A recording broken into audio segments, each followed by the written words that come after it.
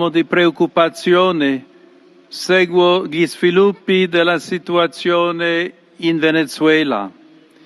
Il bene dell'amato popolo venezuelano deve prevalere sopra ogni altra considerazione e indurre a superare la violenza e intraprendere cammini di giustizia e di pace, garantendo la sovranità del Paese, assicurando lo Stato di diritto inscritto nella Costituzione, rispettando i diritti umani e civili di ognuno e di tutti, e lavorando per costruire insieme un futuro sereno di collaborazione, di stabilità e di concordia,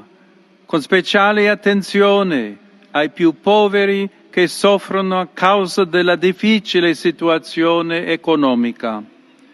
Per questo prego e vi invito a pregare, affidando la nostra preghiera all'intercessione della Madonna di Coromoto e dei santi José Gregorio Hernández e Sor Carmen Rendiles.